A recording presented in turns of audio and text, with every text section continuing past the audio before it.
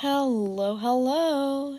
It is Lynx here, and I am back with Chapter 2 of A Mix of Discoveries. All of the same trigger warnings apply, all of the same tags. So, here we are with Chapter 2, Realization. Friday. It was 5 a.m.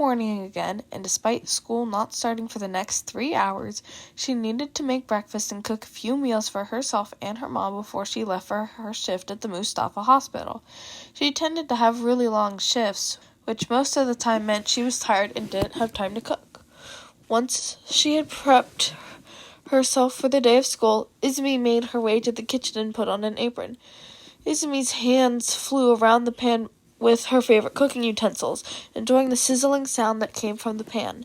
As the egg mix formed and hardened, she moved to the right and began adding a mix of mushrooms, beef, sun-dried tomatoes, and cardamom into a bowl before mixing it with a wooden spoon and placing it into another pan that was preheated. Around 1 hour later, 6:39 a.m.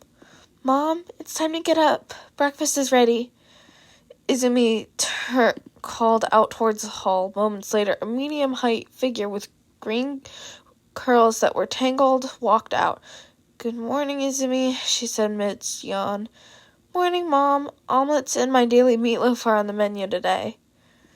"Breakfast is on the coffee table, and meatloaf is in the paper bag next to it. Also, I added a different variant of mushrooms this time to add some new flavors to the mix, and packed a container of pumpkin soup for dinner in case you have to do overtime again.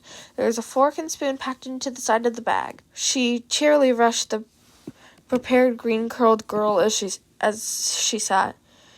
"Thank you, darling. Please slow down with your words, though, dear. You talk so quick I can barely hear you sometimes," politely said Inko, before they both said, "Itadakimasu," and dug in. "See you, darling. I should be back by the usual time."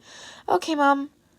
"Oh, yeah, also remember to heat the pumpkin soup if you have time. It tastes way better," she reminded before she shut the door behind her. The time was officially 7:04 a.m., which meant she had around 40 minutes to get to school, but was aiming to be there in around 20 minutes maximum, before Katon arrived. She grabbed her bag before locking the door behind and beginning to walk. She passed convenience store and then grocery store before reaching the bridge. She ducked into an alley, specifically the one she visited on a daily basis to do most analysis drop-offs. Tip-tap, clattered her shoes. The red ones that she had changed to look like normal ones, but still functional for her type. Other than the shoes, a Viridian green hood and common black pants hung around her body, hiding any obvious details, as long as her head stayed mostly down. "Youch, sorry," and she bowed, which to say the least confused the figure in front of him. "You're a kid? Oi, get up," said the figure in a gruff tone. A figure with torn skin pierced together with staples. Of course," squeaked Izumi, looking up at the figure. The figure that was flashed with a black mask that was tight around the kid, and her green eyes that shone with determination. "Wait, are you Dobby?" Semi yelled the kid, who brightening immediately. "Why?" questioned the now-known Dobby. "Oh, well, I have a page about you in my book. I did an analysis on you because your quirk was extraordinary. Here," replied the shorter of the two, holding out a page that showed a detailed sketch that resembled Dobby from his messy haircut to his shaggy outfit. Along the sides were arrows with ideas and theories about him and his quirk. Dobby was genuinely speechless. He showed up here expecting analysis that was supposed to be dropped off at the location he sent, but no, he found a kid who had a full set of analysis and sketch about him, and was, or likely, the Yamikumo, the widely known Yamikumo 14. So yeah, he was shocked. That's pretty cool, kid. I like the format and details. Also, are you the analysis dealer Yamikumo?" replied and asked the tall figure that had an oversized black and gray jacket surrounding him.